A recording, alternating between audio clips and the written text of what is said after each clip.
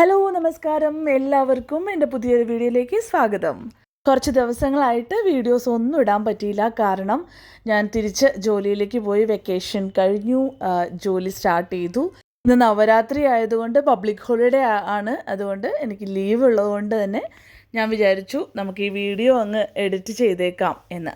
സമയം കളയണ്ട, നമുക്ക് വീഡിയോയിലേക്ക് കിടക്കാം. അപ്പോൾ ഇന്ന് ഞാനിവിടെ ഉണ്ടാക്കുന്നത് ഒരു കസ്റ്റർഡ് പുഡിംഗ് ആണ്. അപ്പോൾ സ്റ്റാർട്ട് ചെയ്യാമല്ലേ?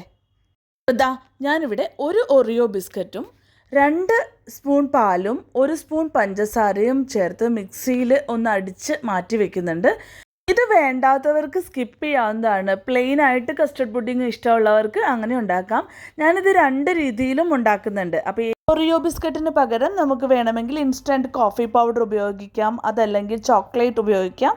അപ്പോൾ അതിനൊരു വേറൊരു ഫ്ലേവറും കൂടി കിട്ടും. ഒരു സ്പൂണിലെടുത്ത് നമ്മൾ ഗ്ലാസിൻ്റെ താഴെയായിട്ട് ചെറുതായിട്ടൊന്ന് സ്പ്രെഡ് ചെയ്ത് മാറ്റി വെക്കുന്നുണ്ട്. ഇനി നമുക്ക് കസ്റ്റർഡ് ഉണ്ടാക്കാം. കസ്റ്റർഡ് ഉണ്ടാക്കാൻ എല്ലാവർക്കും അറിയാവുന്നതാണ്. 1 കപ്പ് പാലിലേക്ക് ഞാൻ 1.5 സ്പൂൺ കസ്റ്റർഡ് പൗഡർ ഇട്ടിട്ടുണ്ട്. ഒരു 2 ഡ്രോപ്പ് വാനില എസെൻസ് ചേർത്ത് അതിലേക്ക് 5 സ്പൂൺ പഞ്ചസാരയും ചേർത്ത് ഞാൻ ഇളക്കി എന്നിട്ടാണ് ഞാനിത് അടുപ്പത്തോട്ട് വെക്കുന്നുള്ളൂ.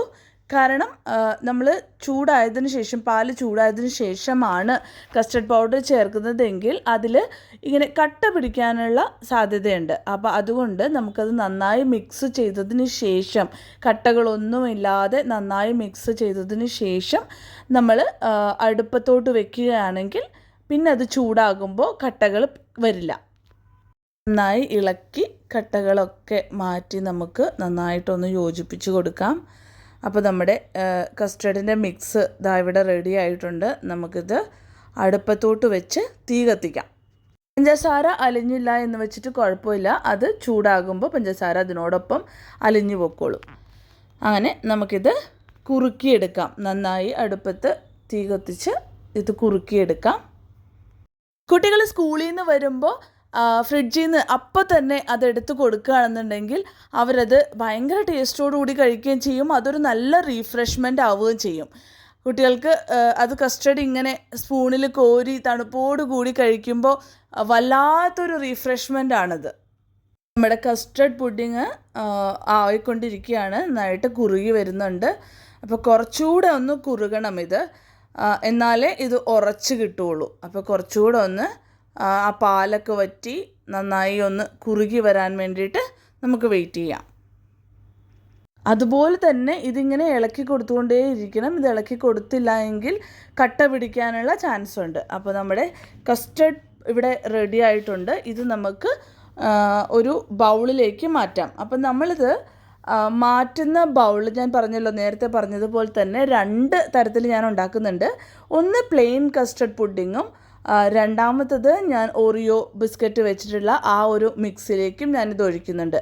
അപ്പോൾ നമുക്ക് ഏതാണ് അമ്മൂന് ഇഷ്ടപ്പെടുക എന്നുള്ളത് ഞാൻ പറയാം. ഇതുപോലൊരു ബൗളിൽ ഞാൻ കസ്റ്റർഡ് ഒഴിച്ചു വെച്ചിട്ടുണ്ട്. ഇത് പ്ലെയിനായിട്ട് ഞാൻ ഉണ്ടാക്കുന്നു. നമ്മൾ നേരത്തെ ഓറിയോ ബിസ്ക്കറ്റിൻ്റെ ഒരു ബേസ് ഒഴിച്ച് വെച്ചിരുന്ന ആ ഗ്ലാസ്സിലേക്കും കൂടെ ഞാൻ കുറച്ച് കസ്റ്റർഡ് പുഡിംഗ് ഒഴിച്ചിട്ടുണ്ട്. 2 മണിക്കൂർ ഫ്രിഡ്ജിൽ വെച്ച് തണുപ്പിച്ചതിന് ശേഷം നമുക്കിത് പ്ലേറ്റിംഗ് ചെയ്യാവുന്നതാണ്. അപ്പോൾ എൻ്റെ പ്ലെയിൻ കസ്റ്റർഡ് പുഡിങ് ഇവിടെ ഞാൻ പ്ലേറ്റിംഗ് ചെയ്തു.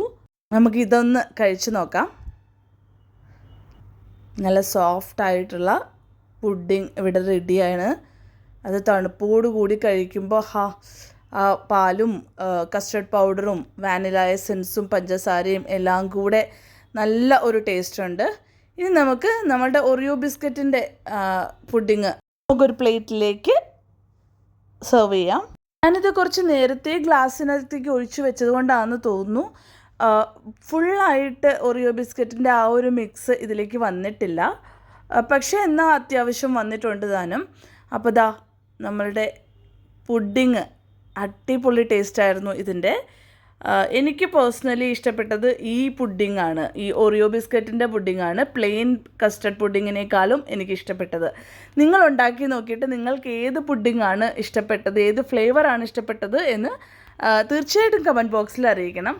അപ്പോൾ ഞാൻ 3 ഷേപ്പിലുണ്ടാക്കിയിട്ടുണ്ട്. പ്ലെയിനായിട്ട് ബൗളിലുണ്ടാക്കി, ഓറിയോ ബിസ്ക്കറ്റിൻ്റെ ഗ്ലാസ്സിലുണ്ടാക്കി, പ്ലെയിനായിട്ടൊരു ഗ്ലാസ്സിലും ഉണ്ടാക്കിയിട്ടുണ്ടായിരുന്നു. അടിപൊളി ടെക്സ്ചർ, കാണാൻ തന്നെ എന്ത് ഭംഗിയാലേ ഈ കസ്റ്റർഡ് പുഡിംഗ്. നിങ്ങൾ മസ്റ്റായിട്ടൊന്ന് ട്രൈ ചെയ്ത് നോക്കൂ. അപ്പോൾ എൻ്റെ വീഡിയോ ഇഷ്ടപ്പെട്ടെങ്കിൽ please do like and subscribe my channel. Thank you for watching. അടുത്തൊരു വീഡിയോവുമായി പെട്ടെന്ന് വരാം.